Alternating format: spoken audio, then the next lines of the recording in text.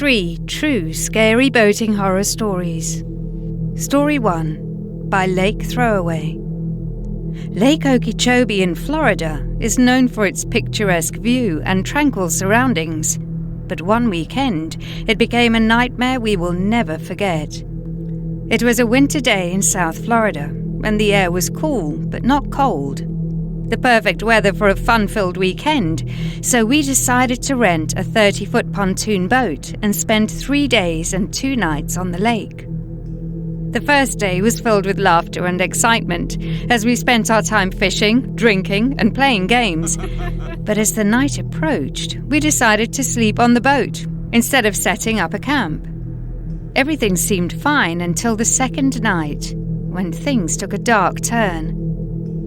It was sometime on the second night when I woke up in the middle of the night, still drunk from my previous activities. Despite being drunk, my senses were on overdrive and I just felt aware of something.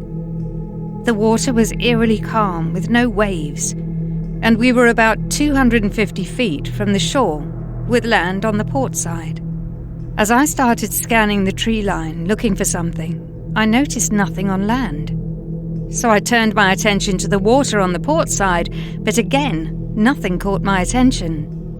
Then I scanned the water aft of the boat and saw something that sent shivers down my spine.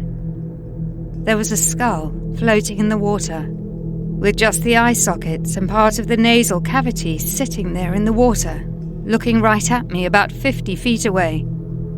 An immediate sense of dread took over me, and I was the most scared I've ever been in my life. But then an even worse feeling took over, a calmness, and a sudden urge to jump in the water.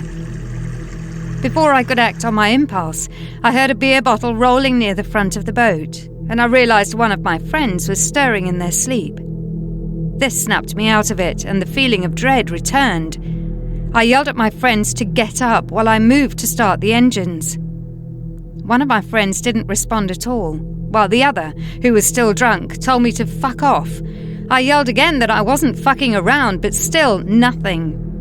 I was about to pull the starter on the engine and yell again at my friends when I heard something that made my blood run cold.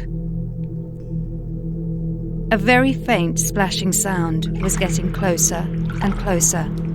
I forgot about yelling at my friends and focused on starting the engine. I pulled and pulled and pulled on the starter, but nothing happened.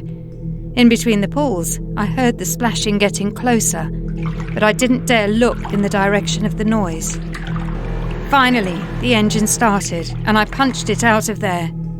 We must have gone 30 miles before we came to a stop to conserve fuel. Until the sun rose and my friends woke up, I spent the rest of the night scanning the waters, just in case. I had to make up a bullshit excuse to explain why we were so far away from the previous spot. I wanted to tell my friends what I saw, but I doubted they would believe me. This bone-chilling encounter happened over 6 years ago. But I have yet to set foot near any body of water larger than my shower. Story 2. The Little Girl in the Pool Room. I used to live in Los Angeles, where there's supposedly a haunted ship called the Queen Mary. One day, I decided to go on a tour of the ship, but I wasn't expecting anything quirky to happen. However, when we got to the pool room, the guide told us about a little girl who had drowned there in the 1950s, and how there had been sightings of her ghost ever since. I wasn't paying much attention, or maybe I was pretending not to, and ended up wandering away from the group. But I could still see them in the distance. Suddenly, I saw a flash of blue run past me, and then I heard a child's laugh. I turned on my phone's flashlight and saw a little blonde girl in a blue party dress behind one of the pillars. At first, I thought she was part of our group, so I asked if she was lost. She just giggled and looked at me. I started to feel scared, so I walked back to the group. As we were leaving, I felt a tug on my shorts and saw the little girl again. Later, we went to the boiler room, and I heard the same giggle again. I saw the girl running on a catwalk, and I ran out of there as fast as I could. It was all so terrifying. The strange thing is, I had seen the same little girl 10 years earlier when I was just 5 years old. We had talked for a bit, and then she disappeared into thin air. I never told anyone about it until now. I even caught her on camera during the tour, but I still can't believe it. Although she seems friendly, I'm not a fan of ghosts or the paranormal, and I'm too scared to go back on that tour again. It's sad that the little girl's spirit is still there and can't move on. If you ever visit the Queen Mary, just be careful and keep an eye out for her. Story 3. Strange humming sounds. In the 1980s, my dad and Uncle Jack, both avid fishermen, used to go deep-sea fishing a few times a year in Jack's boat, a massive 2-cabin cruiser from the 70s. While my dad would occasionally go fishing with him, I never had much interest in it. They would typically catch striped bass, tuna, and cod about 20 miles out to sea. One night, something went wrong with the boat, causing the lights to die. Since it was an unexpectedly cloudy night with a new moon, they decided to call it a night and wait until dawn to head back to shore. However, about an hour later, they heard a strange humming sound coming from the horizon about 20 meters away. When they went out to the deck, they realized that the sound did not resemble any kind of fish, but sounded more like a person groaning.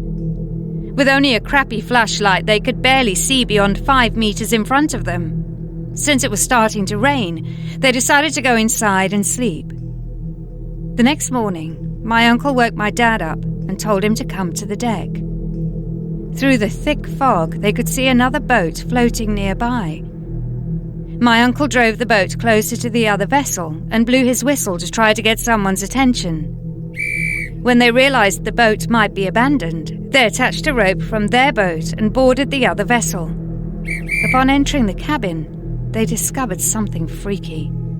A man was hanging by a rope, and the cabin was filled with a disgusting, sickening smell of death. My uncle ran back to his boat and threw up in the water, while my dad didn't dare go down to see the body after his brother told him what he had seen. They marked their current coordinates and contacted the nearest Coast Guard station through the VHF radio. The Coast Guard arrived within an hour, and only then did my dad and uncle head back to shore. To this day, they still don't know what caused the humming sound they heard that night. Thank you for staying with us to the end. We hope they gave you a good scare and left you feeling entertained. Remember, when out on the water, always prioritize safety and be prepared for the unexpected. If you're still feeling a bit jumpy, don't worry. We've got plenty more chilling content coming your way.